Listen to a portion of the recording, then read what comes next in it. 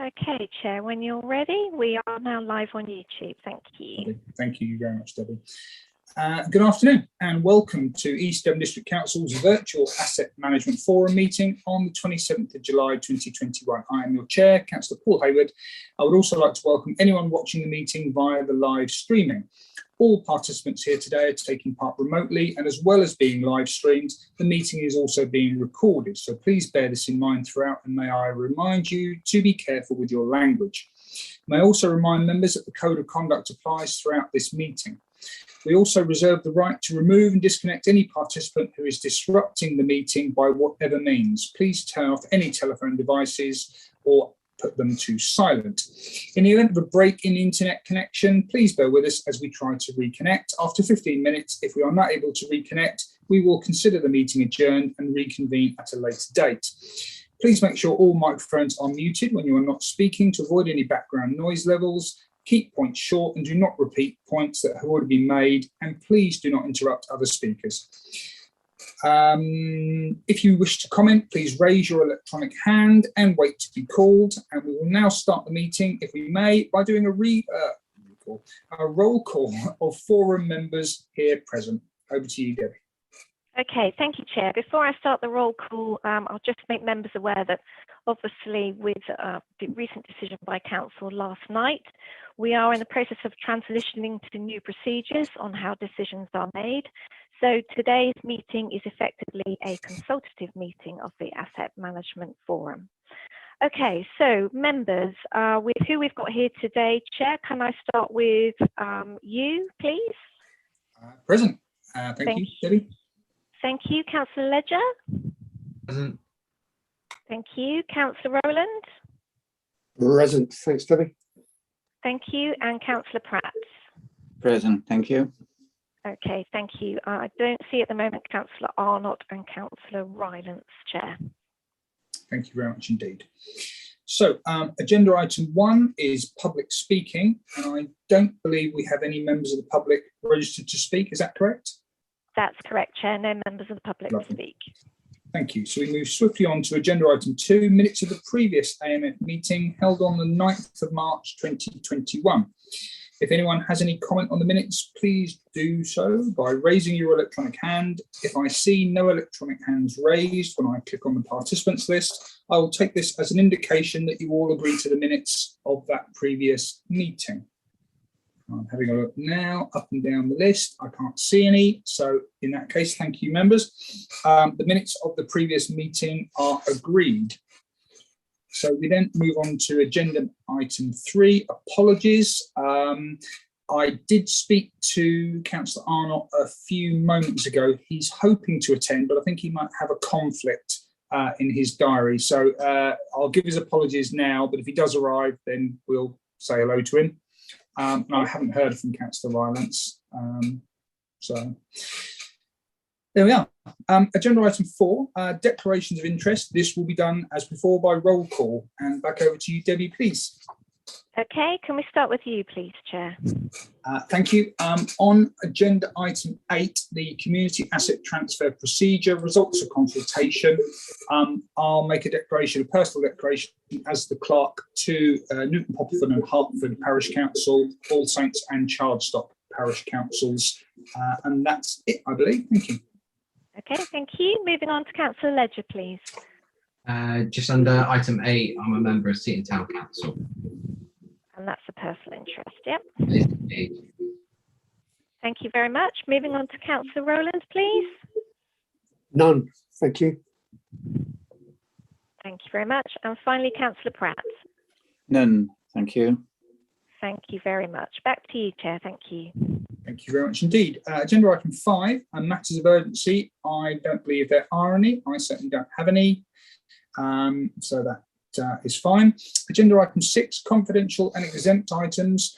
And there are no items on the agenda today which officers recommend should be dealt with in this way. Agenda item 7. So we go into the business of the day, the Property Matters newsletter, pages 7 to 9 on your agenda report pack. And the service lead for Place Assets Commercialisation will speak on this item. Over to you, Tim. Thank you very much, Chair. Before I make a start, actually, it's probably as good a time as any. Could I please introduce a new colleague of ours, George Pineda Langford. He's our new, and he's just put his hand up to wave to you. I promised him he isn't going to need to speak today, but yeah, you can hopefully see who he is from having just waved. So George is our new principal building surveyor, as also team lead for our property and facilities management team. George has been with us for probably a couple of weeks now. As I just said, this is he's sort of new to East Devon District Council sort of way of working. This is his first East Devon committee meeting that he's listening to. So I've said I promised he won't need to speak at this meeting, but I'm sure in future meetings George will have an active involvement. We've also on this meeting got Steve Pratton, who I think most of you, if not all of you, already know. Steve was our interim property and FM team leader. Steve is with us for another couple of months to complete the handover to George. And Steve will, I'm sure, be coming in on one of the agenda items later on regarding some spend we need to do on some of our properties. Also have Alison Hayward and also Rob Harrison on this meeting to support me as needed. So yeah, so now on to the Property Matters newsletter. So it's a newsletter we've been producing for AMF meetings for the last couple of years, just to give sort of a broader insight really into the work that we do within the service. It's obviously a newsletter rather than a report, so there are no recommendations that go with it.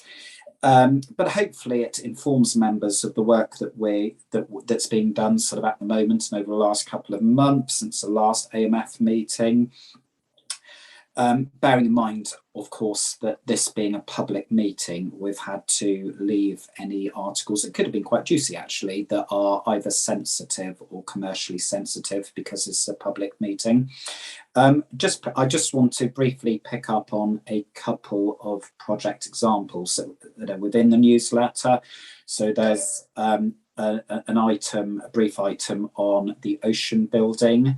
And the redecoration works. So we've, within the last couple of months, I think it's early on in the summer, we undertook quite an extensive planned maintenance redecoration to the external cladding. So it's planned, we knew we'd have to do it, we'd forecast that in with our spend profile. That was a really successful piece of work. Obviously, being a seafront location, it's obviously open to the elements. So it's a piece of work we're going to have to do every couple of years. As I said, we'd profiled for that spend, and as an investment asset, in fact, our only investment asset, it is currently performing better than we'd initially envisaged. So it's all positive. There's also within the newsletter, there's an article on Millway Rise workshops. And I think in a recent letting, I think that's sort of a good opportunity to sort of feed back on sort of how our tenants have fared the storm of COVID. And I think there will always be exceptions, of course, but I think it's fair to say that our tenants have fared COVID fairly well. We're seeing good interest. We're seeing in terms of our current tenants, they're coping well on a whole. There are no issues with rent collection, and in terms of letting of vacant properties, so particular sort of workshop units, we're actually seeing, which is really, really reassuring for us, but also for East Devon as a place, we're seeing really, really high demand. So again, really positive. The only exception is East Devon Business Centre, which is small serviced offices where we always knew we'd be hit hardest. We were, but we are already improving on our occupancy levels there. There's also a brief update within the newsletter around the COVID work precautionary works that we're doing within the service, the measures that we're putting in place to provide a COVID secure workplace for officers, also for members and for any visitors to the building. So there's a few words on that. Having a quick read of it this morning, I see that one of the references within that particular article to council meetings at Blackdown House is obviously outdated now, following yesterday's full council decision. There's also an article in there about business rates. So we have a consultant on board, as we have for some time, currently focusing on car parks and office accommodation, hopefully to bring our rates liability down. There's also a brief update on the Honiton Pool refurbishment project. Cabinet will have seen this and AMF have seen this previously. Good news is that we're looking to, I think their colleagues of mine were in a meeting earlier today on this very matter with the contractor. I think works are due to start September time, I believe, maybe sooner, but I think up to September, and works to be complete by Christmas this year, which is great. And then the final item I just wanted to pick up on is asset valuations. Within the last couple of weeks, we've now closed out our annual asset revaluation exercise, valuing circa £76 million worth of property on top of our day job. So they were the items I really just wanted to sort of brush over. Happy to take any questions or move directly on to the next agenda item. I'll open it out to non-members of the forum. Are there any questions in relation to the newsletter or the content? I don't think there are. So, okay. So none from outside. So bringing it back inside. Councillor Rowland, over to you, sir.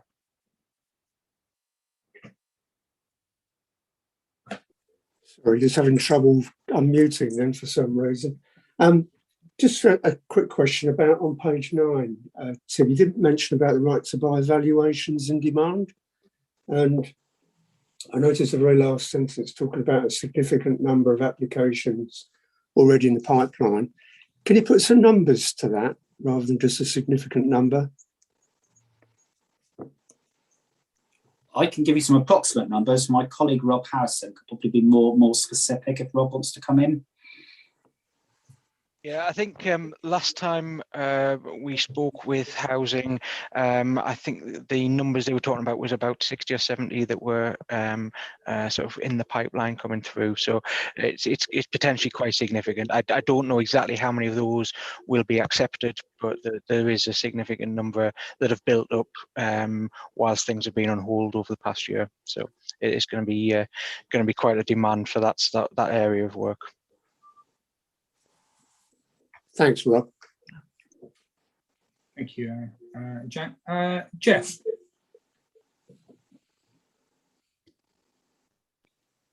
Yeah, thank you. Well, Jack, I was going to ask that question myself, actually, but moving it on from there, that is a significant number of applications, and it will mean a loss of assets as far as the housing side of things. But the other point I wanted to raise was that somewhere, either in one of your emails, I don't think it was actually in the newsletter, but you mentioned about the football ground at Axminster with the possibility that the council would build houses on that for social housing. And I think that would be obviously something which now would be important to proceed with. Can you confirm whether or not any houses built on that site will be subject to the right to buy provisions? Tim, are you able to come back on that one? Yeah, I can. I might ask for others to also come in, because some, particularly with more local knowledge to Axminster and who are at the recent cabinet meeting, will probably be able to, because I think it's probably the same site we're talking about, be able to comment more. Firstly, can I just come back on on the right to buy issue more generally. So yeah, numbers are high. So we need to be very mindful as a council in terms of the pipeline of future receipts coming in, and therefore building a pipeline in terms of buybacks and in terms of developments. So this ties into this turns into the next issue around actually the Axminster site and in terms of new housing. So yeah, it gives us an opportunity, but we do need to plan for it because there is a timeline in which we have to spend those receipts. It's also just worth adding that we currently engage with Torbay Development Agency. They do our right to buy valuation, and some of our right to buy valuations. They also do some of our buybacks. So we've got support from them on that. But yeah, numbers are high. Picking up on Councillor Pratt's specific example or question, I'm struggling to remember the email, I have to say. However, I think you may well be referring to the site in Axminster, which was the subject of a report by John Golding, strategic lead last week before Cabinet, and others from Cabinet might want to come in who might be able to recall it more than I can, because as I said, it wasn't my report, but I think there was a recommendation to explore development on that land, but there wasn't any commitment made at this stage as to exactly the types of housing and the tenure. But I'm getting a couple of nods, but others on Cabinet might want to come back in on that. Dan, housing, do you want to cover that, or shall I? Yeah, happy to. It's Tim's exactly right with everything that he's just said. There was no firm commitment because we're at such an early stage. We haven't even drawn up options yet for the site. Obviously, whether it's would be in the criteria for right to buy would be dependent on the delivery model, and that hasn't even been decided either. So we're at a really early stage yet, and nothing's really in the pipeline to move it forward yet. Thank you very much, Dan. I think it's a given that this council really needs to deliver more social housing. It's a very positive thing. The challenges are that obviously we are obliged to offer right to buy, and that takes properties out of our housing stock. But conversely, I know that other districts are actively looking at delivering social housing, and I think that within this forum should certainly be one of our focuses, whether we look at it under prosperity or investments or however else we do it in conjunction with other committees, and of course, there's other forums running at the same time. But if all of us accept that the delivery of social houses is simply just a force for good, because it just lifts people out of poverty, it gives them security, it gives them peace of mind. And as a council, I think we can do it. We just need to focus and find the way to do it so that we then take ourselves out of this right to buy trap. Otherwise, we just end up in a cyclical argument. It was interesting that our MP, or one of our MPs for this area, Neil Parish, was visiting Mid Devon, Tiverton and Columpton, zero Z pods, high quality, zero carbon social housing, and they look very nice. So there we are. We only got to look across the border, perhaps, to see how it can be done. But I'm enthused by progress, and I hope we can have some more conversations on that going forwards. Jack, back to you.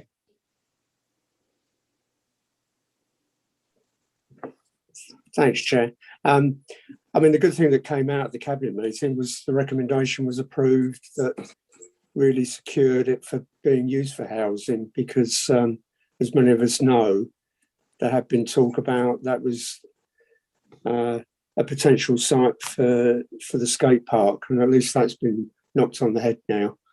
So at least the good news that came out of that Cabinet meeting was a recommendation that was approved about at least identifying and securing that for housing. So as we all know, the demand is there. I just want to work with other people as much as possible to try and secure what's needed. Thank you. For the benefit of anyone watching, Councillor Rowland is spot on, but I should add as well, and I know that Councillor Moulding is with us today, that on the issue of the skate park, there are equally positive steps moving forwards in Axminster for anyone from Axminster happens to be watching. So just because one site has been taken out of the equation, I'm delighted to say that hopefully another site has been identified that will facilitate the delivery of that asset. So that's a positive too. So, you know, it's all social good. So thank you very much, Councillor Rowland.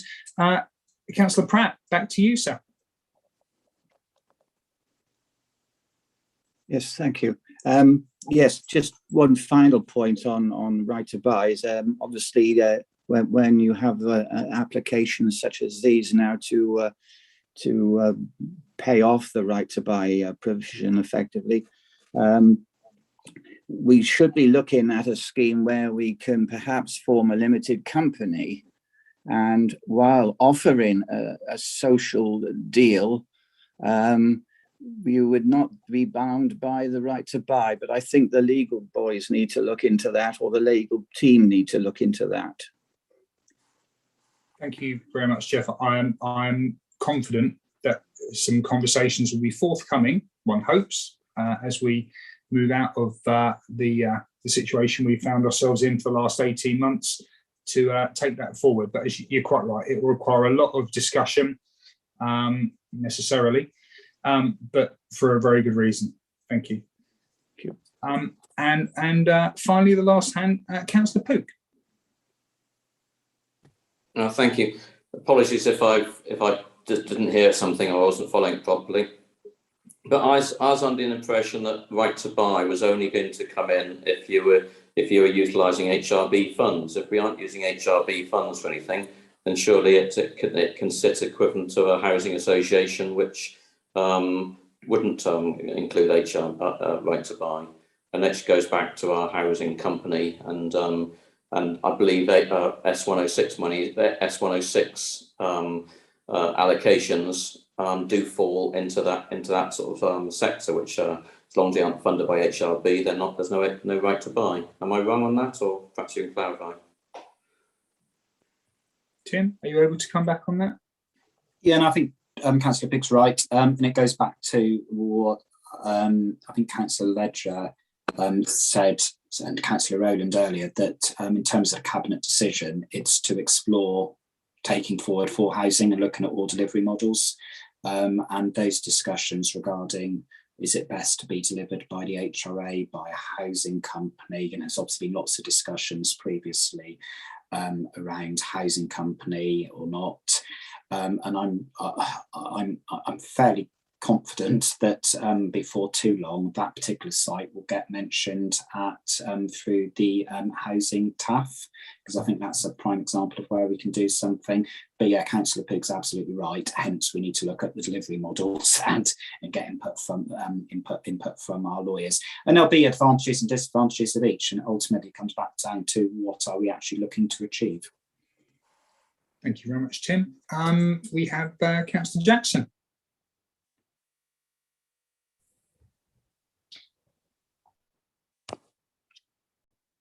Thank you, Chair. Just a query really, off of the back of what Councillor Pook mentioned. I was in a discussion with Jo Garfoot last week, I think actually, and she told me that she was of the understanding that social housing, if it's provided through a housing association, is still subject to the right to buy. I was just curious whether that's the case or not.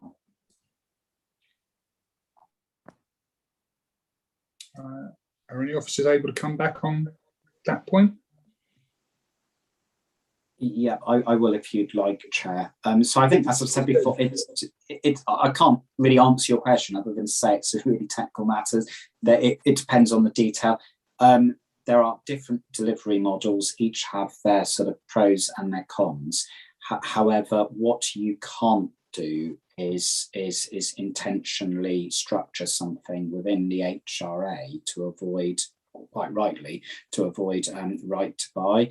But ultimately, and I think this goes back to that cabinet the cabinet recommendation on the site in Axminster, where it referred to exploring delivery models, and this would absolutely come into that. And each delivery model will have its own advantages and disadvantages. So, Councillor Jackson, I know I probably fudged answering the question, perhaps because I don't know the exact answer, but just to reassure you, it will get picked up as part of that further work.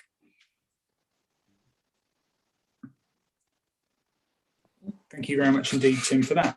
I don't believe there's any more questions on the newsletter. Can't see any more hands. So on that point, can I then move us swiftly along? Are members, and again, we're sort of in uncertain territory, are we happy just to note the newsletter between us? Yeah, that seems a yes. Thank you very much indeed. Agenda item 8, community asset transfer procedure update, pages 10 to 12 on our agenda. And this is back to you, Tim. Thank you, Chair. I'm afraid it's quite a lot of talking by me today, so I'll try and keep it brief. So yeah, community asset transfer procedure. So in December last year, AMF asked officers to commence consultation on the draft community asset transfer procedure. We then went out and invited all towns and parishes to take part in the online consultation. The consultation went from 25th of February through to the 2nd of May. As we know, we've had a couple of AMF meetings since May postponed and rearranged in light of the COVID arrangements, so hence we're only debating it now. But consultation did end back at the beginning of May. The consultation response was poor. We had only 5 town and parishes completed the online questionnaire, and I think it was another 4 or 5 responded separately by email. Within the report itself that you have in front of you, there are a number of background documents, and I draw your attention particularly to the final 2 background documents, which hopefully you've had the opportunity to look at. Firstly, we have the questionnaire itself, and I suppose most importantly, the final background document, which is the results of the consultation. Just bear with me, I'm just quickly going to open up that particular document.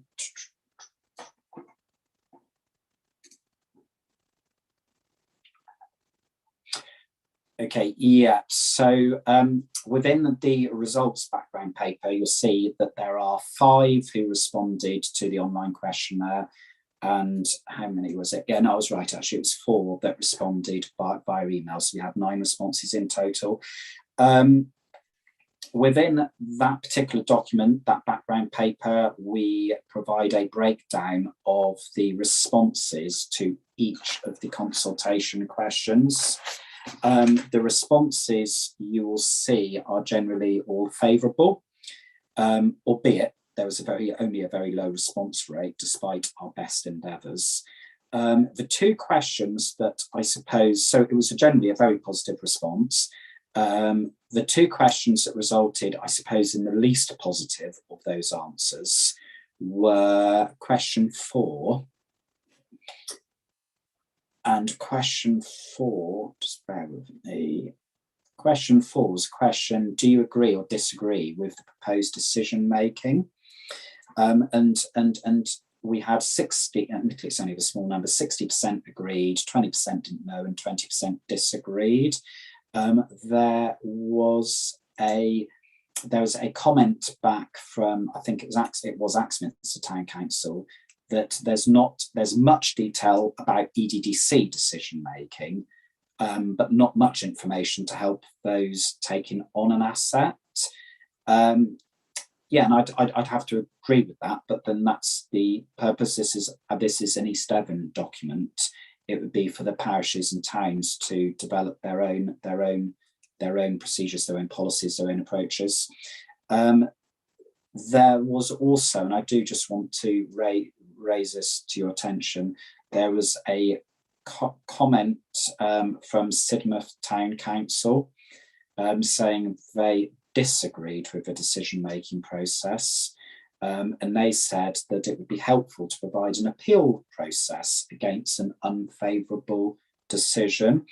Now, I think that's probably something that AMF members should consider from this paper. However, what I would say is that, and I think it's worth just revisiting, so what is the decision-making procedure?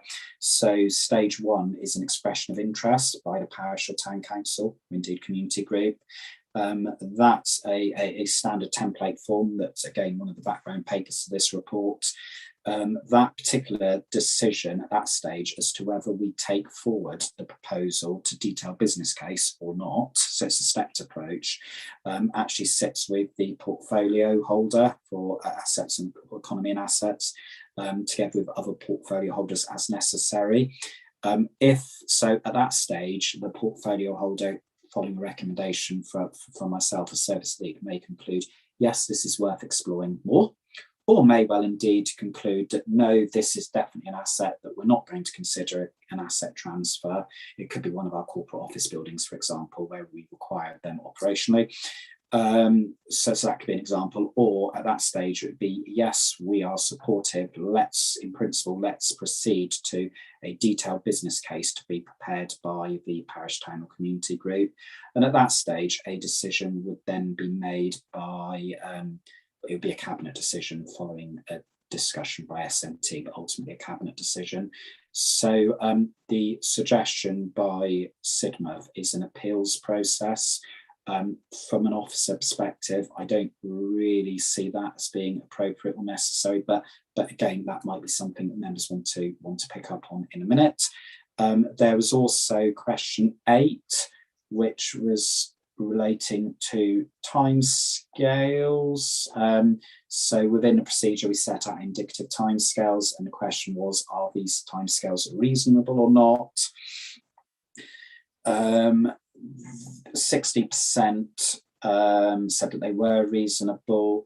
The other 40% said they didn't know, so they weren't necessarily against it. And I think it probably came back to actually not necessarily understanding what would be involved in terms of the steps from both our perspective and also from their perspective.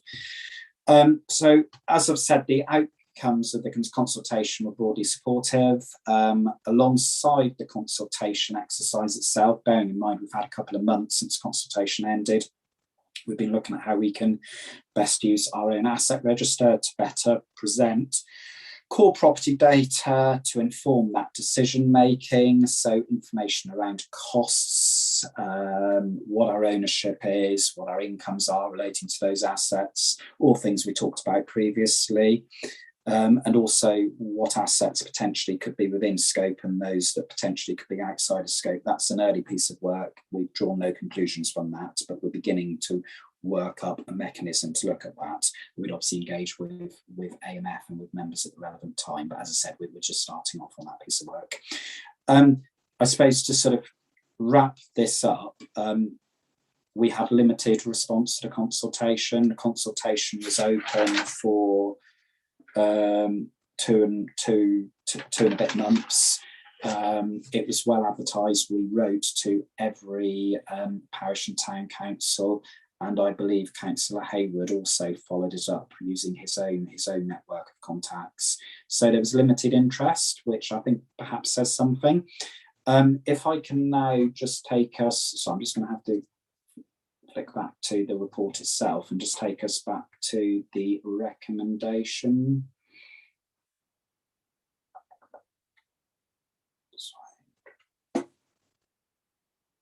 Sorry, the problem with dealing with things electronically, it takes a while for the computer to catch up.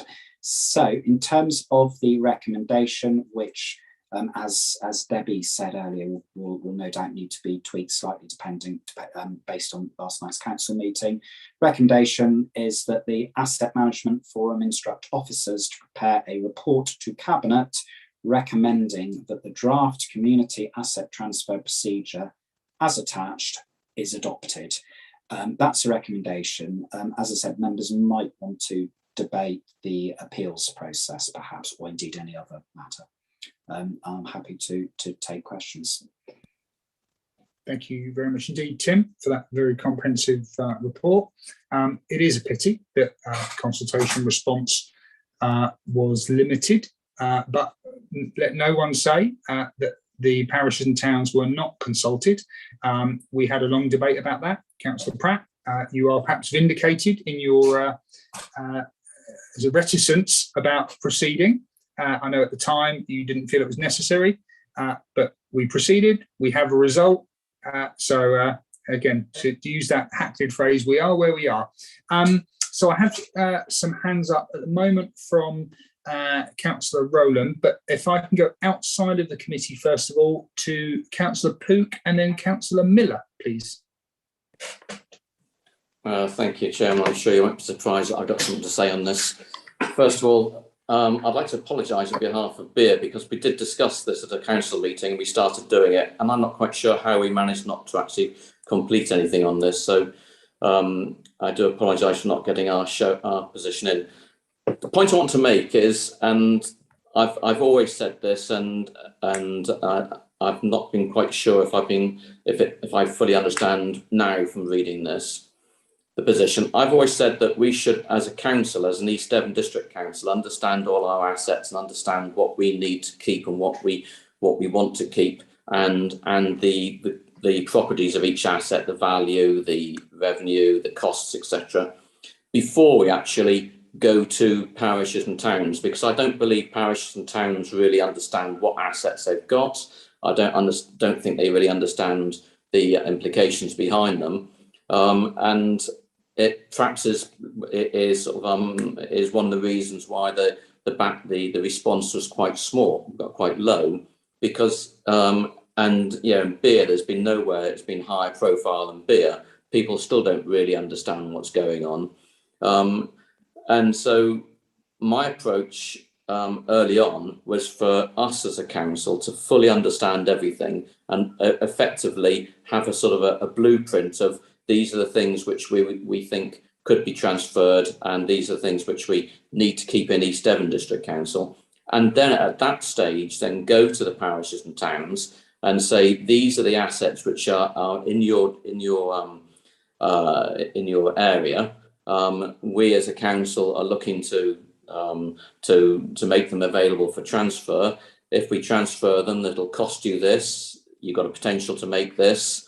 And so then that actually can start making informed decisions. And I feel that the asset transfer process at the moment misses out this absolutely vital step of informing people what the options and what the opportunities are. We should have all the information now. The thing that stopped this back in 2014-15 when I first started it was that we didn't have information, which is why the Beer pilot came along, because when I said let's get information for the whole of East Devon, it was thought to be too big a job. So then the decision was, well, let's just choose one small area. I wasn't chair of the asset management at the time, but I was on it, and we agreed that okay, pick on Beer, because I was keen to push it forward. But that's the important thing. Now we've got the information, or I think Tim will agree that we got 90-95% of the information. We are in a position to identify what we can release. Because if we just say to the towns and parish and towns and villages, what assets do you want? They're going to come back with some things, and we're going to say, well, no, sorry, you can't have that. No, that's impossible. So let's start giving them a shopping list of stuff which is possible and within our remit to give. And so they'll understand it with all the data that goes with it. They'll understand the opportunities, but also the liabilities, because they've got to realise that things don't come free.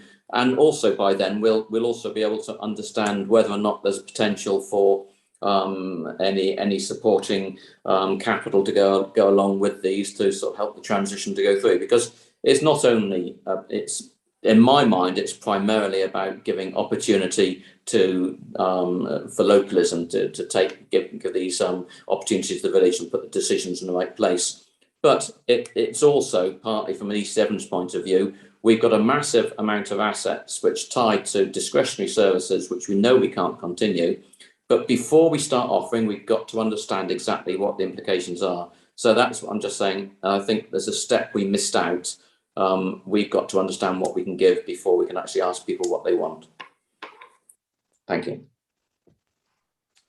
Thank you very much, Councillor Pook. Tim, do you want to come back in response to that before we move to Councillor Miller?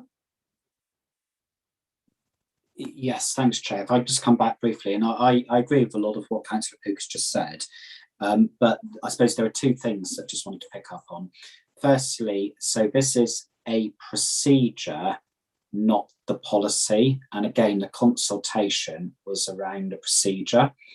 In terms of the policy and the approach that the council takes to this, I think that's something that may or may not come out through the work on the council plan, and whether this is sort of a key objective of the council. In terms of the sort of the availability of information, putting the information out there, there's obviously a significant resource implication there, resource that we just don't have currently. And it's balancing that and balancing the benefits of doing that work against the interest that may or may not be forthcoming from towns and parishes. So I think we've got to just be very mindful. This is a procedure, it's not a policy. It enables towns and parishes, quite rightly, if they are interested in taking on an asset by way of asset transfer, it sets out timeframes, it sets out their obligations, our obligations, but it is a procedure and not a policy. Thank you very much, Tim. Yeah, I mean, from my own limited experience, I know that there are probably quite a few of the predominantly the parishes, but perhaps some of the towns who don't wish to acquire anything. They just don't want to, and they're probably aware of what belongs to East Devon, what belongs to Devon County, and belongs to themselves. So if you almost look at it working backwards and mindful of what Tim has said, that we do have a finite resource for this, in addition to everything else that we're asking Tim's team and Tim's colleagues to do, is this is a procedure. So this is the process. If we establish this and we move forward this recommendation, and then we invite the parishes, it may well be that 3/4 of them, I don't know the figure, we don't know, say, actually, we're not interested. And that will leave us with the 1/4 who are interested. And then we can devote the limited time and resource and effort we have to that 1/4, rather than doing almost a blunderbuss approach and giving it to everybody, 3/4 of whom may actually not want it. That for me is a logistics way of looking at it, simply marshalling your resources and use them as best you can. My own personal view. Can I come now to Councillor Miller, please? Thank you, Chair.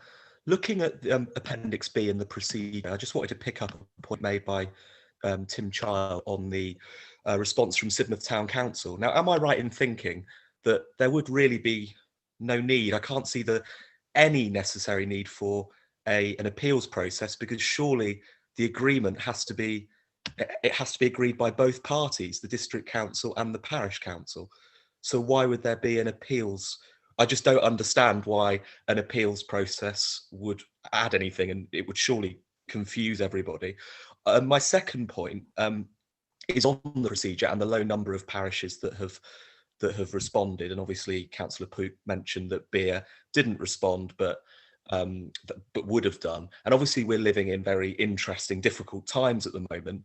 And I wondered whether it might be an idea, and it's just something for the officers to look at, and yourself, Chair, the idea of inviting, or at least saying to the parishes that we're free to attend a meeting or a briefing to give the parishes the kind of visual and a kind of actually go to the parish councils, and for officers and yourself, Chair, to explain how the procedure works. I think sometimes that can be a great way of engaging the parishes that are actually interested in this. And I completely agree with you, Chair, that there are a great many that simply aren't.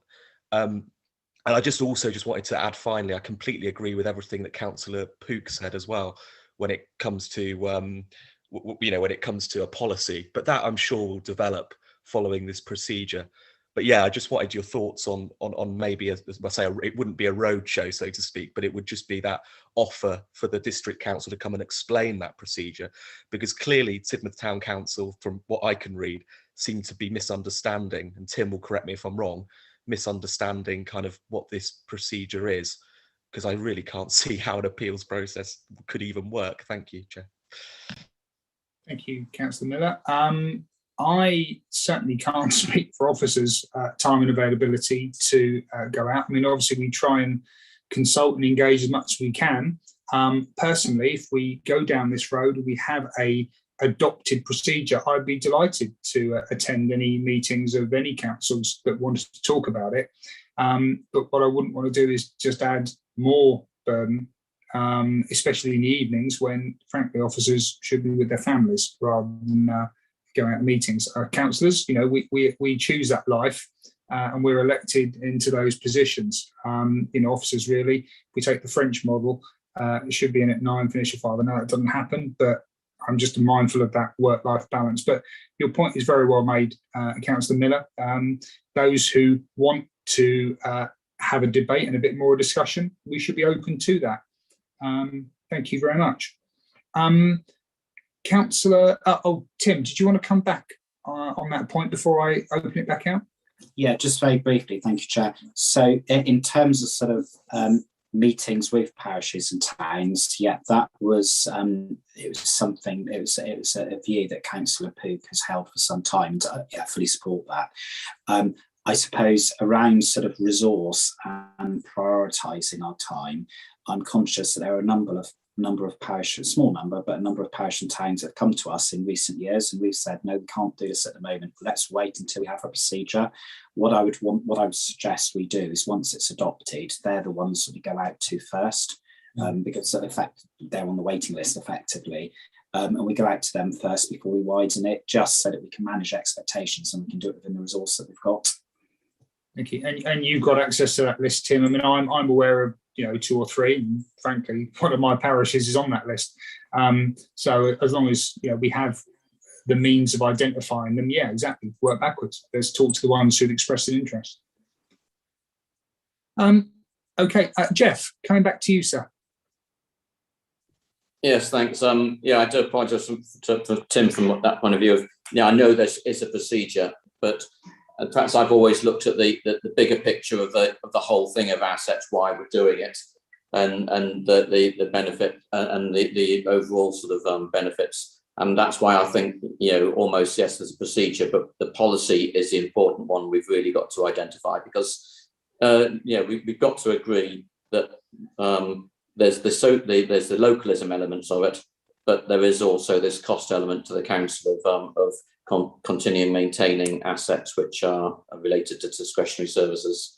So yeah, no, I did realise that was a procedure, but I think it's part of it, and the policy is important. Thank you. Thank you, Councillor Pook. Well, on the subject of money, I now invite Councillor Rowland to speak, the holder of, in conjunction with Mr. Davey, the holder of our cash, to yeah, please do, Jack. Thank you, Chair. I had a comment and a couple of questions, if I may. I understand where Councillor Pook is coming from, but in some senses, and it's also in terms of the people that have responded to the consultation.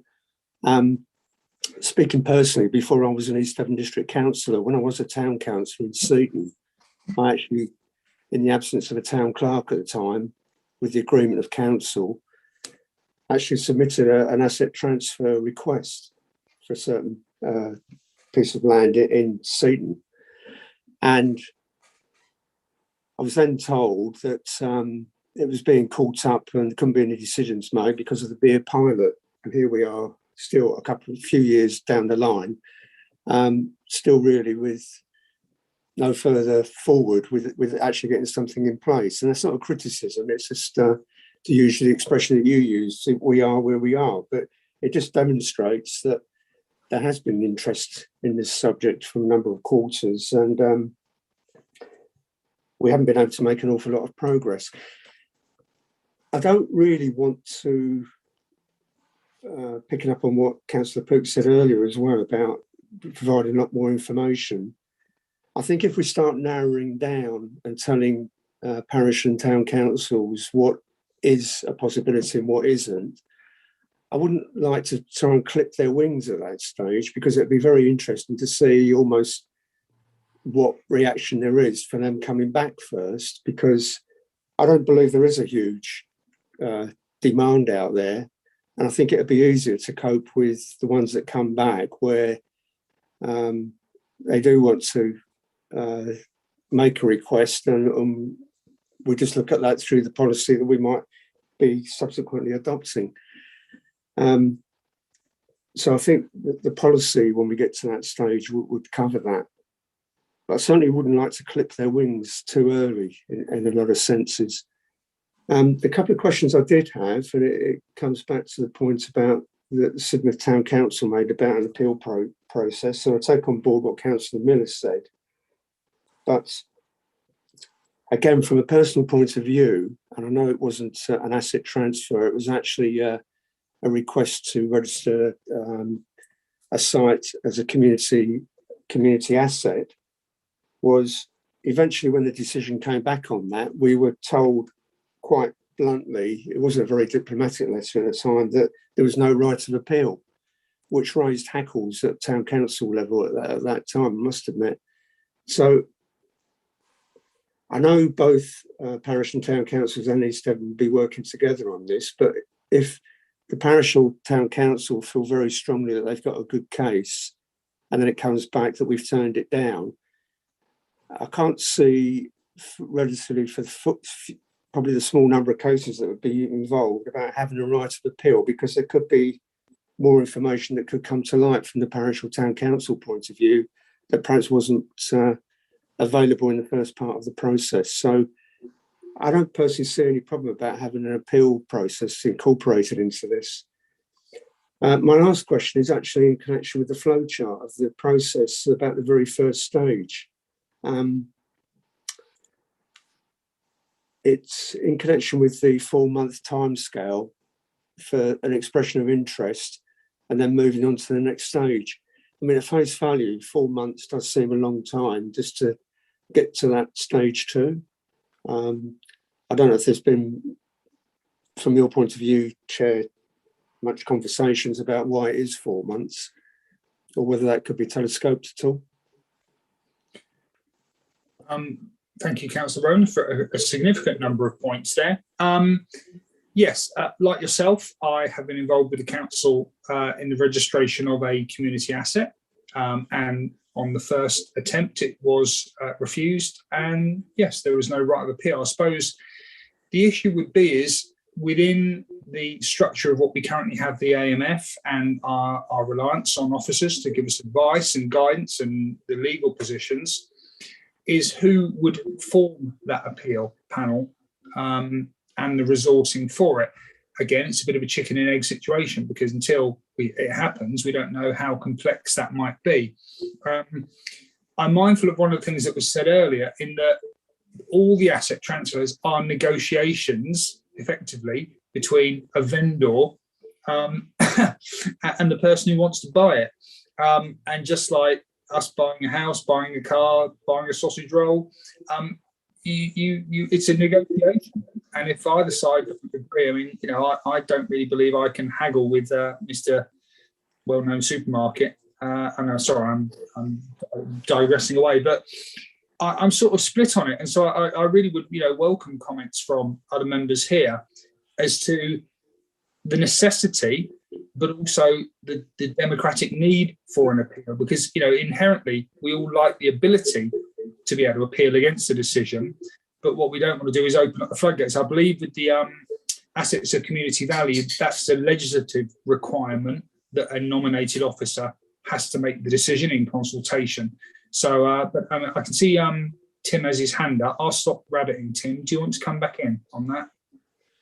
And perhaps also, could you cover the reasoning for the timings within the Appendix B flowchart? Yes, so I'll cover the timings first, if that's okay, Chair, because I think that's a straightforward one. 4 months was to enable it to be considered by AMF if it needed to. So AMF meets every 3 months, so hence the 4-month timescale there.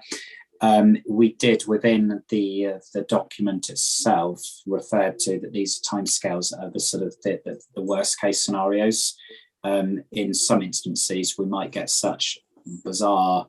I don't think we will in reality, but we could get a really bizarre request for a community asset transfer that actually can go through much, much quicker because it's really, really obvious. I don't know, let's just say Blackdown House, for example. But 4 months was to allow for the majority of these in reality to come to AMF. So that's the time scale bit. The other part regarding the appeals.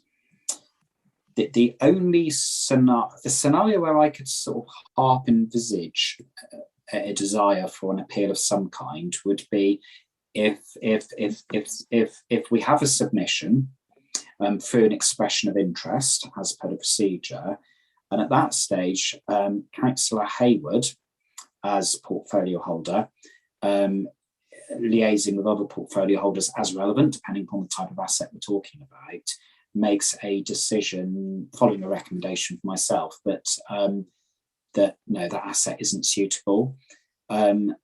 This is ultimately a small group of possibly one member making this decision, and by saying no, it's not suitable, we're then cutting that organisation short in terms of being able to then proceed to stage 2, which would be a full business case. So I suppose, playing devil's advocate, that's the bit where I could see someone wanting to potentially have sort of an appeals process. In terms of when it gets to a detailed business case, ultimately it's a cabinet decision. I don't think, Debbie, we have anyone from legal services in on this meeting, but I'm sure in terms of cabinet decisions, it's not an appeals process, but there are the ability to challenge sort of decisions, I suppose. So I think the appeals bit is relevant, if anywhere, to that very, very first stage. And a compromise could be, Councillor Hayward, Chair, that it is still a port, because we're trying to make this as streamlined as it can be. It could be, yes, they have the ability to appeal, and if they do appeal, who do they take it to? Do they take it to cabinet? Do they take it to a small group of to perhaps yourself as portfolio holder, but 2 other finance portfolio holder and maybe 1 other, and just to get that sort of slightly wider view? I don't know. That's the only step where I could see an appeal, as they are referring to it, would be potentially desirable for them. Thank you very much. So, Councillor Rowland, I mean, with that in mind, I mean, I'm reluctant to tear apart where we've got to with this procedure. It's been considered, been discussed, we've looked at it, we've now consulted on it. And I suppose that's one of the burdens that come with being a portfolio holder, is you have to take some of these things on the chin. That's why, you know, we take the job on. I mean, needless to say, I mean, I'd like to think that if I was that against it, I certainly would talk to my portfolio colleagues. I'd certainly talk to officers, the leader of the council, the chair of the council if need be, because, you know, I certainly don't like being judge, jury and executioner. But, you know, sometimes that's the lonely position of being in the role we're in. It falls to one of us. Over to you. Sorry, you invited me to come back then? Yes, please, if you'd like to. Yeah, well, having heard what Tim said, I don't want to disrupt where we are at the moment anyway. So I accept the initial time scale. I overlook the fact that AMF only meets every 3 months, but I suppose if necessary, you can always call an additional one if necessary. But so I accept that time scale. And I think in view of what Tim said, I don't think there is a need for that appeal process now. So I accept the argument. Thank you. we have been joined by Councillor Arnott. So, Debbie, if you're happy to, can I just invite Councillor Arnott, if I may, to make any declarations of interest that you may have, Councillor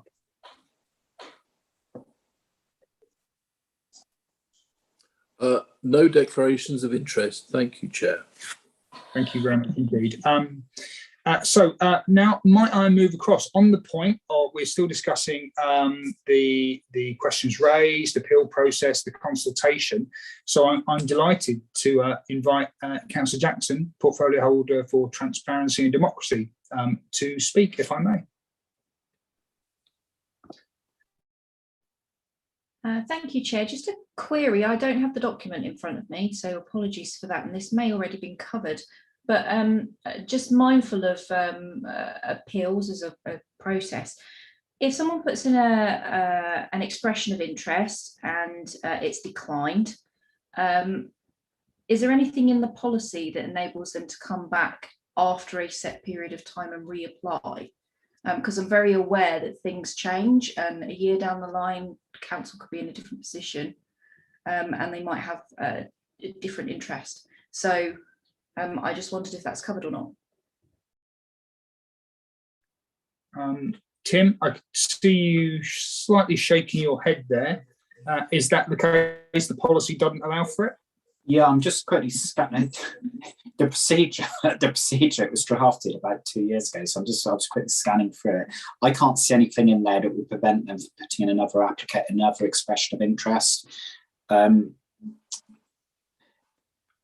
You've sort of caught it's, as I said, it was a while ago we drafted this, so I can't categorize. My understanding is that there isn't anything prohibiting them putting another expression of another application in. If in order to get this one sort of across the line today, if you would like, as part of the recommendation, to include a proviso whereby officers ensure that there is no such restriction preventing them from putting in another expression of interest, then that might be a way forward. Having said that, I wouldn't want to be flooded with lot of expressions of interest time again, but from the same party. But no, I certainly never envisaged that we'd be stopping them from doing it. No. It's not. It's a voluntary process. It isn't sort of set out by statute. So yeah. So I've just had a colleague of mine who's a lot more familiar with this than me, has just confirmed there is no time bar, so they absolutely can. To coin a Henry ism, what we obviously don't want is vexatious applicants banging them in and then keep banging them in. You know, we've got more things to do with our time and resources and effort. But thank you very much, Tim, for confirming that. I think, again, and Councillor Jackson, thank you very much for raising that. I hope that anyone watching, any town and parish councils that we go out to and engage, we can stress that to them, that if they want to apply again, they can, but please, you know, be mindful of it's not an infinite resource of time we have. Jack, did you want to come back? Yeah, I was simply going to move that we accept the recommendation as in the report. Oh, lovely, thank you. So can I, on that note, and I'm happy to second it.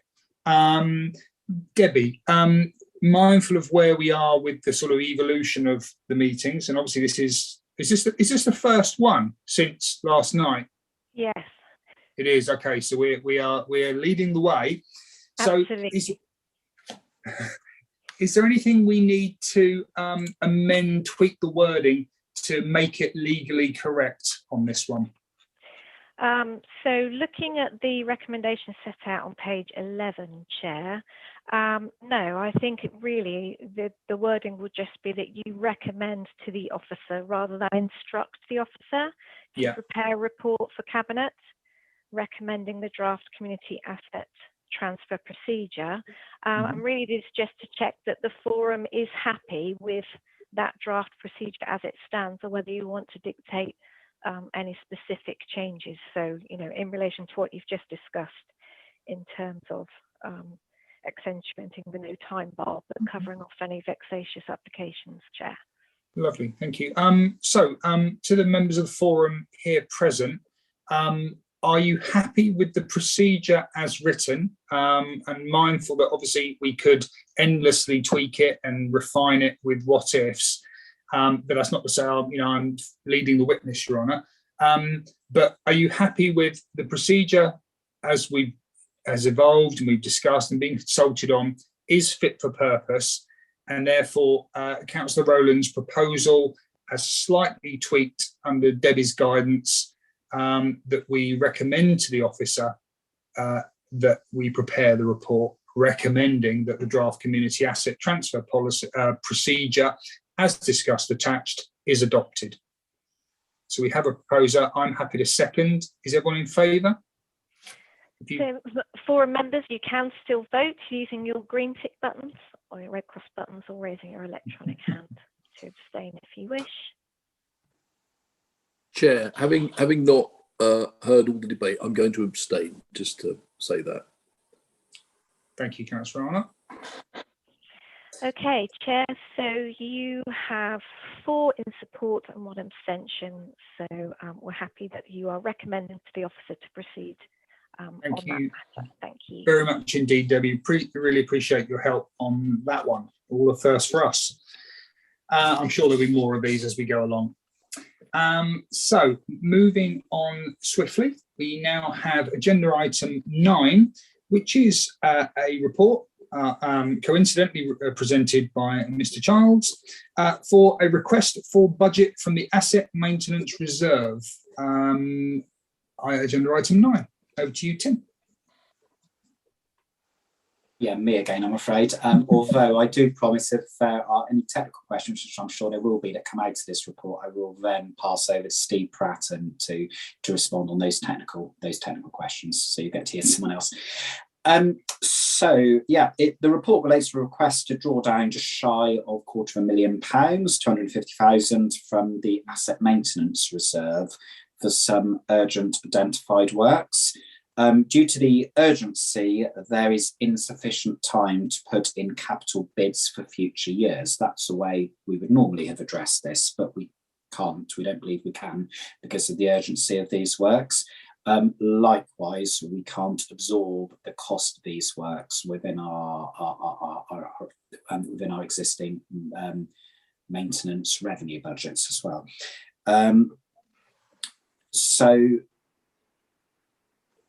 The works, it's probably worth saying, are unexpected. So they are urgent. There are health and safety implications for almost all of them, and they weren't previously identified in previous years to have obviously then formed capital bids.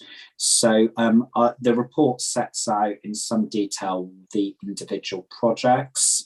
I'm not going to go into huge detail because it's in front of you in the report, but you've got, to briefly summarise, we've got Sidmouth Swimming Pool, and a cost of £35,000. There we have 2 boilers. One acts as a backup for the other. One is broken, can't be mended, it needs to be replaced. There's obviously a big risk with continuing to run a leisure centre swimming pool with just 1 boiler. That is the cost of £35,000 for that. We then have 2 such similar requests at Connaught Gardens, both relating to the shelter, which is grade 2 listed, and also to the watchtower, which I don't think is listed, but if it is, Steve will, I'm sure, correct me when we in a minute. Both are health and safety issues. With the watchtower, we have spalling masonry falling off the building. There's also some issues around the safety of the electrics. £25,000 is the cost of putting that right. In terms of a shelter, there's a higher cost. It's obviously a listed building, so that will in large have resulted in a higher cost there of £62,000. There's roof damage to the building. We've got water ingress. That's itself causing structural failures. It's caused a ceiling to collapse, rotting timber. We've got wall ties corroding, and we've currently, for a health and safety perspective, had to fence that property off. We also have a man-safe system as at Exmouth Town Hall and Exmouth Pavilion, a cost of 9,700 for both those two schemes. That relates to health and safety for contractors who need to go onto the roof space, again recently identified as being needed.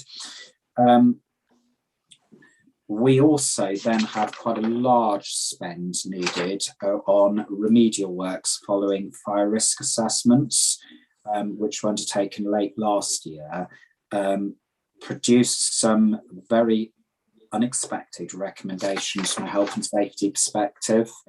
What we're doing there is requesting a sum of £44,000 to appoint a consultant to actually schedule the works that need to be done. So the fire risk assessments will identify what the issue is.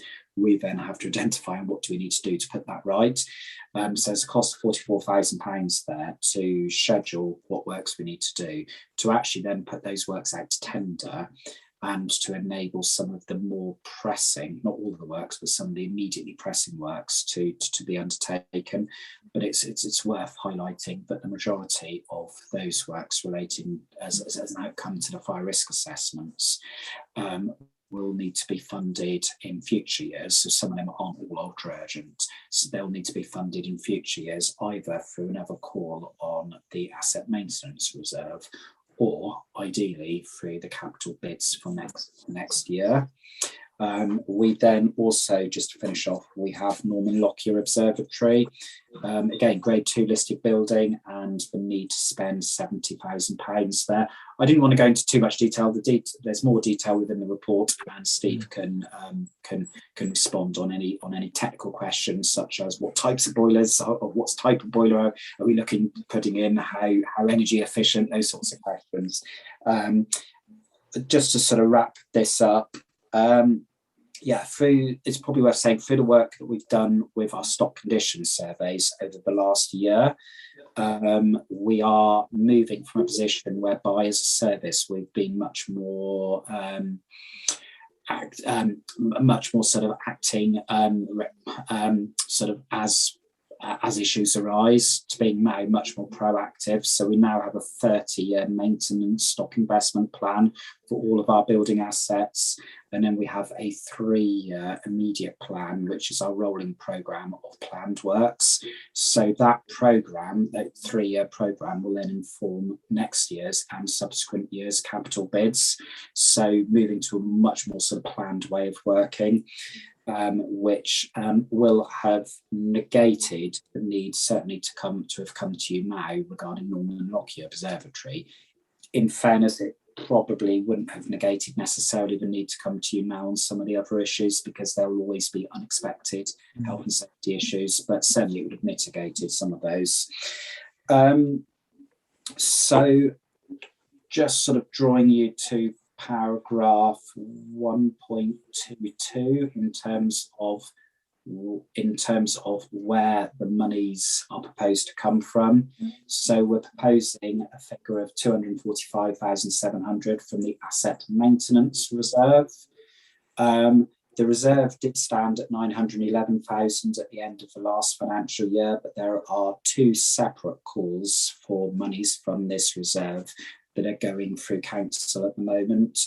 One relates to a staffing resource of a sum of 50-something thousand, and there's a sum of, I think it's 75,000 in respect of Seat and Jurassic and works that we need to do to those buildings. So there's a couple of calls on it at the moment.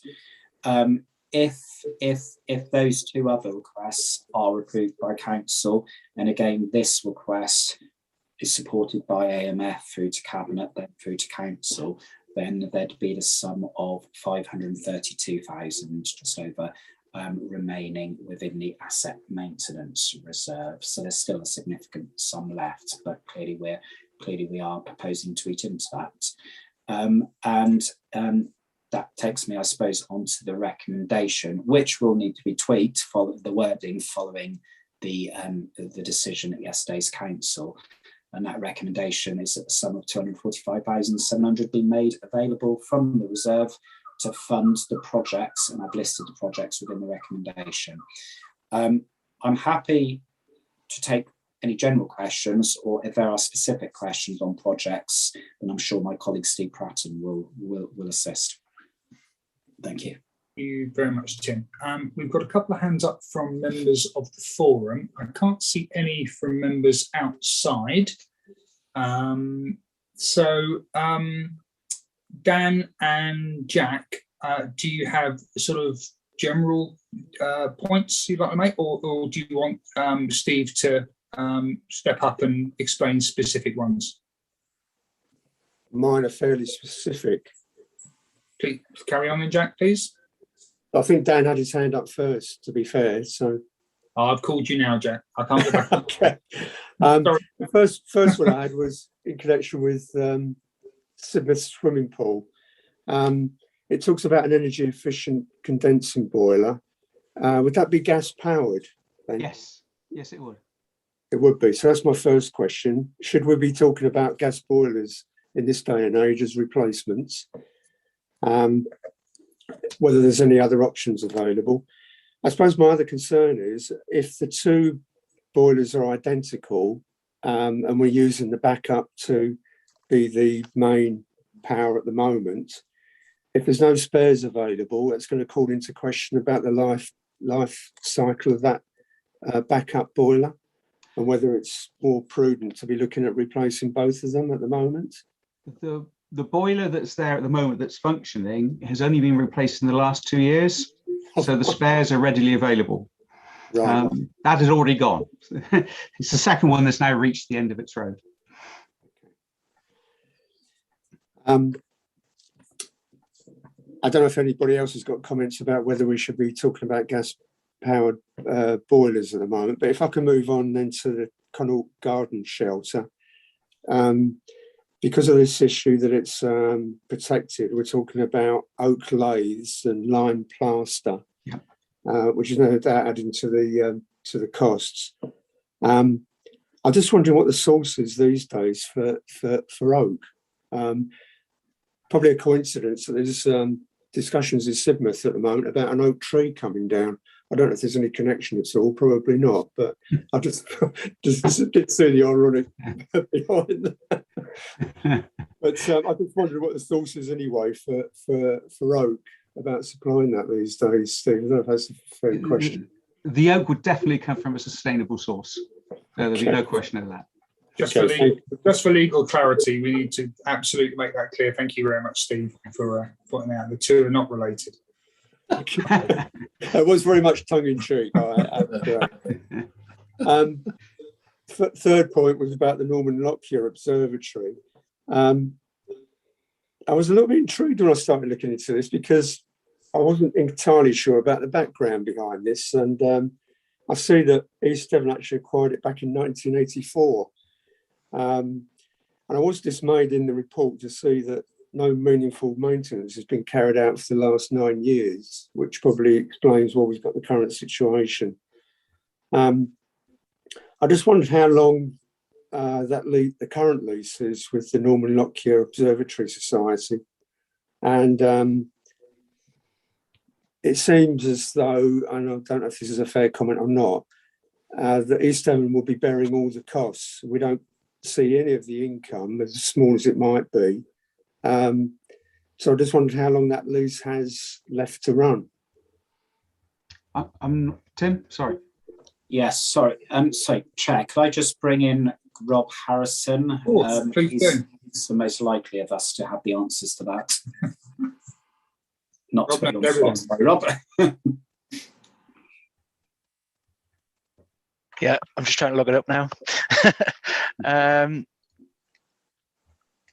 So the current lease for the Norman Lockyer Observatory expires in September 2035.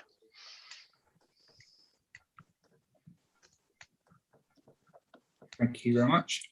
And Councillor Rowland also sort of asked a question about, the principle of us bearing all of the costs, but getting naught of the income. Is that part and parcel of the lease? I appreciate there might be some commercially confidential aspects to it, but is that the general nuance of it, Rob? I don't know the answer to that. I haven't got the opportunity to sort of look into the ins and outs of the lease. But if we're doing it, then it'll be a lease condition that we're obviously contractually tied into. So, but obviously, if there's a specific query on the lease, then happy to pick that up maybe outside of this with council. Thank you very much. I mean, from my limited discussions elsewhere, they all appear to be external works rather than doing the internal decorating as such. So thank you very much, Rob. Really appreciate that.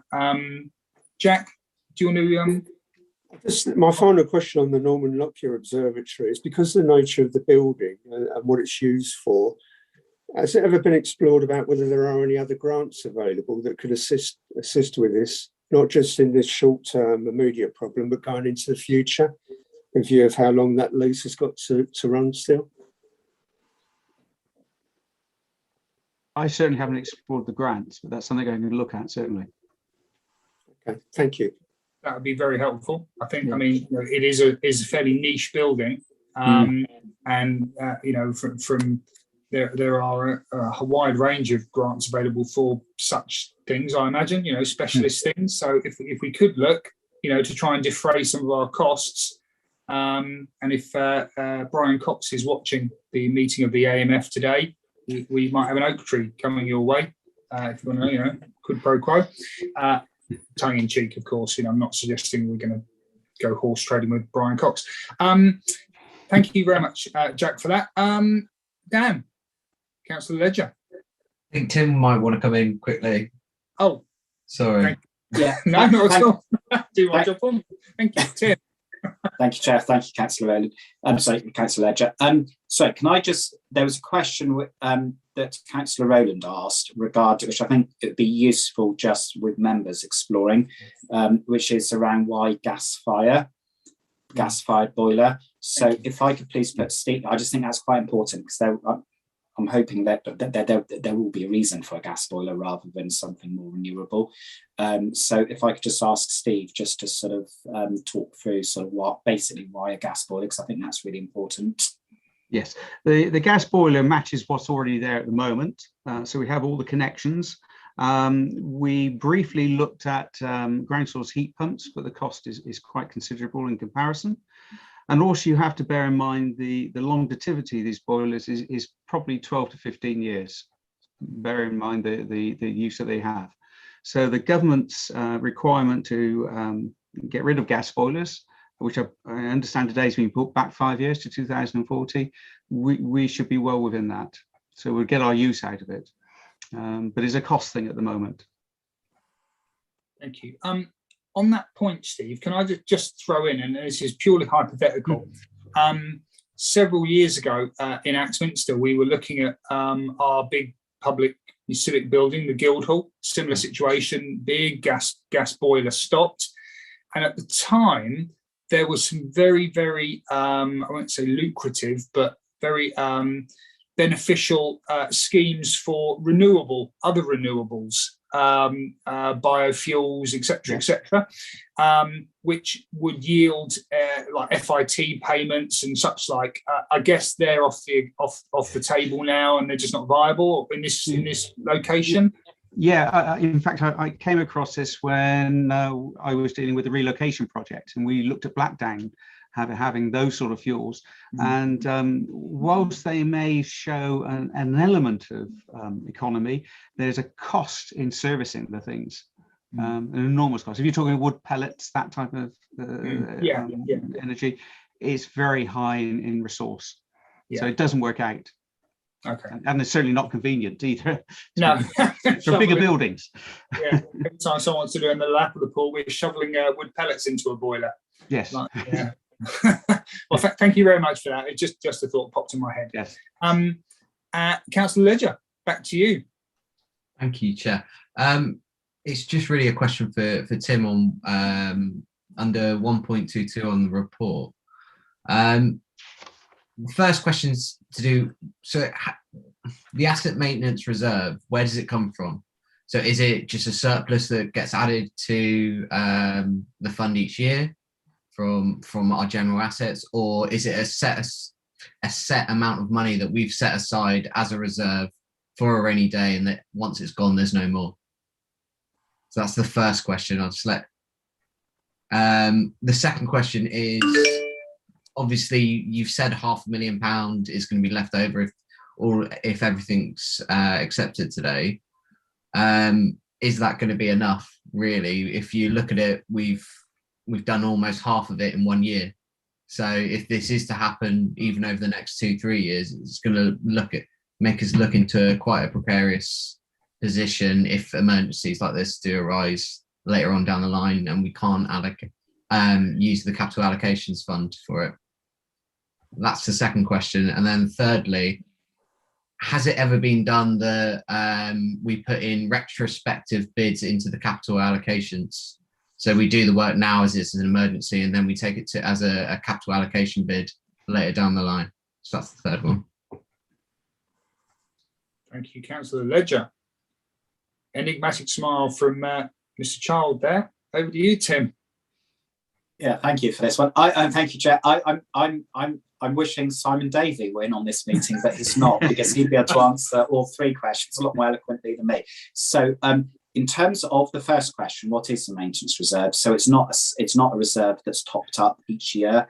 It's a reserve that was created some time ago, prior to my arrival at East Devon. So I'm not quite sure where it came from, but at that point, a reserve was set up, and that reserve has sat there unspent in any way over the last 3 years until this year, when we have a number of calls on it. I have, and I'm just looking back, so within the financial implications element of this report, which Simon Davey obviously added into, he does say that the maintenance reserve was created to support urgent backlog maintenance of the general fund assets. So that was the purpose of it, but it is a one-off. I did only, it must have been late last week, have a discussion with Simon Davey regarding this reserve fund and the need that we might need to bolster it up in future years. As if Simon was here, I'm sure he'd be able to comment more on that as to how or whether that's possible. Then leading on to the second question, which I suppose is sort of part answered already, will £500,000 be enough? The answer is probably not. Probably not, but it may well be enough for a couple of years, but at some point it probably won't be enough, on the basis that we're not adding to it each year. So what we are doing through, and I've mentioned this within the report, through the stock condition surveys, we now know for every single building what we're going to need to spend over the next 30 years. So that then means that the team need to work very differently. So the team need to be really proactive in terms of looking at grants, in terms of capital bids. By doing that and doing that well, it mitigates the need to rely on this particular fund, but it doesn't remove that. And there's an argument with Norman Lockyer Observatory that's one that could have been dealt with sooner and not needed to come through this process. But I think, probably with the exception of Norman Lockyer Observatory, I think the others are all things that would have still had to have got picked up. The third question as to retrospective bids for capital allocations, I'm completely out of my depth on this one particular question, so I can't answer that, I'm afraid. I can, Chair. Oh, thank you. Debbie's not out of her depth, so thank you, Debbie. So members will be aware from those that have sat on the process of assessing bids that come in. Normally this is around December each year. There is a matrix that each project bid has to go through, which members will then work through and prioritise those bids. So it would somewhat undermine that process if you were spending the money and trying to retrospectively claim that back when you haven't gone through that process of completely proving a business case and indeed the priority, and whether there is enough money in that capital programme. So I would say the answer to that is firmly a no, and I'm sure Simon Dave would be horrified. Thank you, Chair. Perhaps, Councillor Ledger, I could get through Tim, Simon, just to confirm that in writing to you, but what Debbie has said seems eminently sensible. Otherwise, it's not a discussion, it's a fait accompli. You know, you've got no choice but to keep it in, and then that seems unfair to others. Yeah, of course. Just on that and coming back, I know that the works need to happen. It's pretty obvious that they do. So, Chair, with your indulgence, could I just propose that we recommend that officers carry out the works proposed in the report? Certainly, Councillor Ledger. I've got a couple more speakers who just want to come in, who I just want to bring in if I may, but I'm happy for you to propose it when the time comes. Tim, just on that point, on the points Councillor Ledger has raised, is it conceivable that as we progress down the asset transfer procedure stroke policy route, there will be occasions when we sell assets for cash money, that money could conceivably be used to top this up? Because it seems very sensible to have a fund for urgent unforeseen works. And I thank you for your explanation as to how this was created. But Councillor Ledger is quite right. Eventually, a couple more years of this, it will be gone, and then we're in a bit of a tricky situation. So, is there a functionality, a legality in the council's workings to allow this fund to be topped up, or is that another Simon Davey question I need to ask him? Thank you, Chair. No, I can answer that one. So ultimately, it would be for the council to decide where it wanted the proceeds of any sale to go. But it's all about asset management. So asset management is all about understanding how your assets are performing financially and non-financially. We don't just hold assets to make money. It's non-financial as well. And it's about investing in those that perform best. And those that perform worst, looking at how to dispose of those, to then reinvest those monies in the better performing assets, if that makes sense. And that will come out quite loud and clear within the proposed new asset management plan that we're beginning to work on as officers now. So yeah, absolutely it can, and I'd argue that it should. That's a good way of managing your assets. Well, thank you very much indeed for that. So can I bring in Councillor Young and then Councillor Arnott, and then and we have Councillor Rowland, but then if possible, because we've still got some other bits to cover, if we could just move to the vote. Thank you. Councillor Young. Thank you. Sorry, I've been dipping in and out of this meeting. We've just been through a big thunderstorm here, so I've had to retrieve a whole load of stuff out of the garden. The Connaught Gardens, I'm aware of the issues there, and it's imperative that we get that work done. The Lockyer Observatory, a bit of an oddball one, that. I thought, why the hell have we got an observatory, and why do we spend money on it? 5 years ago, I went there on a visit organised by the district council to learn all about it, and I came away thinking, what a fantastic place that was, and the work that they do there. And as soon as we are able, I would like to get something organised for councillors to visit there, because it's an eye-opener. It's a fantastic place, and fantastic people volunteer there, and it's one of the jewels in our crown that we don't shout about. Okay, thank you. Very much indeed, Councillor Young. Councillor Arnott. Yeah, I'd like to agree with Councillor Young there, Chair. Although it has to be said, they don't seem to shout much about us either. I'm just looking at the website. There's no kind of grateful EDDC branding. Wouldn't mind seeing some if this goes through today. It is a fantastic place. I've been there as well, and it's the centre point of the Sidmouth Science Festival that happens every year, which is an absolute phenomenon.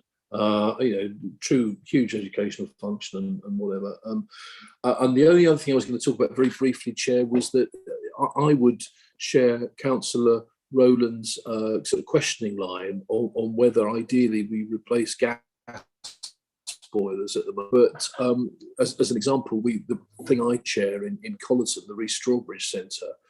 So we have underfloor heating that's air source heat pump. We have photovoltaics. We have all that stuff, but we still have to have gas power to back it all up still, because we're not quite there yet. And I suspect Sidmouth is the same. In fact, to be honest with you, we had to replace a gas boiler in the last year just to get us through the period of time where the air source heat pump glitched. So we are in that intermediate phase, aren't we? And I think if we are only looking, say, 15 years ahead, although we do want to do all we can on climate action, I can. So, Chair, if it's of any use when it comes to Councillor Ledger's proposal to put this ahead, I'd be happy to second that as well. Thank you, Chair. Thank you. I mean, not that we need the validation that a formal statement from the observatory would produce, but I know if you ask the People's Postcode Lottery and other lottery providers are available for some cash, they insist you put up a plaque on the outside of the building. So perhaps we could have a little negotiation, perhaps a mention in their newsletter, just to acknowledge that we've given them a significant sum. I was hoping to have a star named after me, Chair, but I mean, if it's a newsletter, it's a newsletter. That would work, Councillor Arnott, but of course I do chair this committee, so we'll consider that perhaps under advisement, or maybe there are two. Councillor Rowland, over to you before we move to the vote, sir. Thank you, Chair. Councillor Arnott actually beat me because I was going to second Councillor Ledger's recommendation, so thank you for doing that. Yeah, I was disappointed when I looked at the website for the observatory that there's no mention of East Devon involvement whatsoever. And I think we could do a lot more to actually make a lot more people aware about this as well, because it is definitely a hidden jewel. And I think the more that we can encourage people to use it, the better, obviously, if nothing more, to help the Norman Lockyer Observation Society, especially with their where it's closed anyway at the moment for obvious reasons. I also wanted to mention what Councillor Ledger was talking about the retrospective requests through the Capital Allocations Forum. As I actually chair that forum, I wouldn't look on those two favourably as well. So I'd like to support what the kind advice that Debbie provided on that. And we should be encouraging as much as possible for requests of this nature to be routed through the capital allocations procedure in future. But I will, because I have regular bi-weekly meetings with Simon Davey, I've already made a note for myself that I will pick up with him the next time I meet when he's back from holiday about the remaining fund and what we can do to replenish it, because I can still see that we're going to have situations cropping up in the future where there will be emergencies to be able to call on a fund such as this. So I will talk to it, and we'll probably both look on dismay again about what the likely impact is on the medium-term financial plan. Thank you very much, Councillor Rowland. I mean, I'm sure that as we progress beyond the gas boiler stage, as technology improves, that the Sidmouth swimming pool heating will come onto the capital allocation bid at some point going forward. And in terms of the observatory, again, mindful of this report and that the dome doors, well, I don't know where you would go to. I mean, to buy a set of observatory dome doors, probably you're not going to get them on. I'm not going to say it. Anyway, so in terms of money risk, the sky's the limit. And on that terrible pun, we have had a proposal and a seconder for the recommendation. Debbie, so back to you. We're in the legalese now. What is the suggested wording to tweak that to take it forward? Okay, Chair. So the forum, even though you're having a consultative meeting today, you are still able to recommend to Cabinet to then recommend on to Council the sum of works for those elements that are listed in the report. So it's pretty much as in the report, Chair, if you're happy to go straight to a vote on that. Yes, please. Okay, so members of the forum, if you could please use your green ticks if you're in support, red cross if you're against, or raise your electronic hand if you're abstaining. Thank you. And Chair, I have, that is carried unanimously. Thank you. Wonderful. Thank you very much indeed. So we now move to final agenda item 10, the Place and Prosperity Investment Fund, pages 18 to 20 of the report. And for the last time today, Mr. Child, back to you. Thank you. Okay, it's a very brief update report. There's probably not much I need to really say on it. Really, it's around the Place and Prosperity Investment Framework. As I said, a brief update report on where we are, and I suppose more importantly, the next steps. You'll recall that this was discussed at a special AMF meeting held in Part B back in February. And then it was discussed at the full AMF in March. I suppose really what is key is next steps and timeframes. There was the significant appetite from members around the advantages of a Place and Prosperity Investment Fund, using such a fund to actually enable things to happen. Now, next steps, I'll just take you through to the very end bit of my report, so at the very end of the report summary section. So next steps, so I am meeting with strategically finance, so with Simon Davey, also meeting with Andy Wood, our service lead for growth, development and prosperity, in mid-August on debate to get them to hopefully sort of sign off from an officer perspective where we've got to at the moment. Clearly, both those two officers will be absolutely key in this, and there's a huge amount of crossover between my service area and Andy Wood's service area. The idea is that it will then, as a draft, be shared with Councillor Hayward as portfolio holder in September, then on to SMT before it then comes back to AMF, and then all being well, subject to AMF, then a recommendation back onto Cabinet to ensure that we can get an investment fund in place by the end of this calendar year. In terms of the framework, that would be a Cabinet's decision, I suggest. But in terms of the availability of a fund, that would then be a recommendation onto council. So there's quite a few steps to go through, but I think this is one that would be good, subject to member support, to get wrapped up by the end of this calendar year. And that's really all I wanted to say on that. So happy to take any questions if you have any. Thank you very much, Tim. I see no hands from outside of the forum members. I don't see any hands from forum members. So it seems unequivocal support, I would put forward, that we, as a forum, note the report and the next steps. Debbie, is there a need for a vote on this, just to note, or is this just a general show of hands acceptable? What's your preference?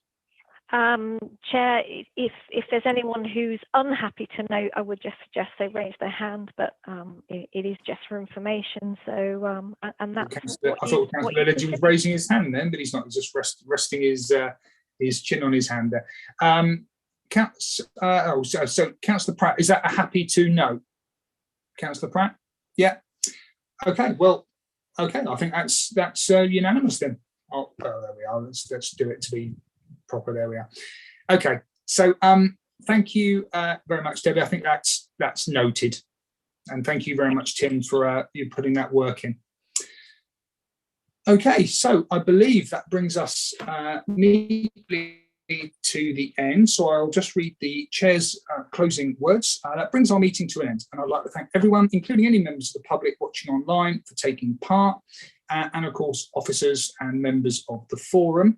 However, can I just remind all of those present that the supporting officer will confirm when the meeting is no longer being recorded or going live. And until then, your comments and any utterances will be live to the public. Thank you.